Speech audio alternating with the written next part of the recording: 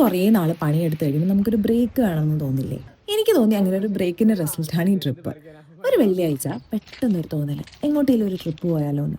അപ്പോൾ കൂടുള്ളവരോട് പറഞ്ഞപ്പോൾ അവർക്ക് ഓക്കെ. അങ്ങനെയാണ് കേട്ടോ ഞങ്ങൾ പാലക്കാടേക്ക് വരുന്നത്. ശരിക്കും പറഞ്ഞാൽ ഞാൻ ഇവന്റ്സിനൊക്കെ വേണ്ടിയിട്ട് പാലക്കാട് വന്നിട്ടുണ്ട് എന്നല്ലാണ്ട് ഒരു സ്റ്റേക്കേഷന് വേണ്ടി ഇതുവരെ വന്നിട്ടില്ല. സത്യം പറഞ്ഞാൽ നല്ലൊരു സ്ഥലം, കുറേ നല്ല മനുഷ്യർ, താമസിക്കാനും ഞങ്ങൾക്ക് നല്ലൊരു സ്ഥലം കേട്ടോ കിട്ടിയ കൊല്ലങ്കോടുള്ളൊരു ഫാം സ്റ്റേ, സീതാവനം ഫാം സ്റ്റേ. മലയുടെ താഴ്വാരമായതുകൊണ്ട് തന്നെ നല്ല കാറ്റും ചുറ്റും കുറേ മരങ്ങളും. അവിടെ വെറുതെ ഇരിക്കാൻ തന്നെ എന്താ സുഖം എന്നറിയോ. ഇതൊന്നും പോരാതെ നല്ല ഹോം കുക്ക്ഡ് മീൽസും. അവിടെ നിന്ന് തന്നെയാട്ടോ ഞങ്ങൾ കയാക്കിങ്ങും ചെയ്തേ.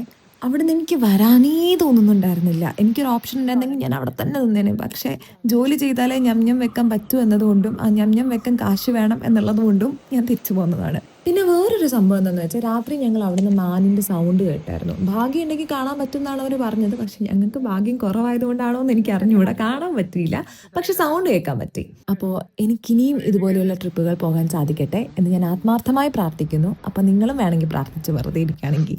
അപ്പോൾ ഓക്കെ, ബൈ.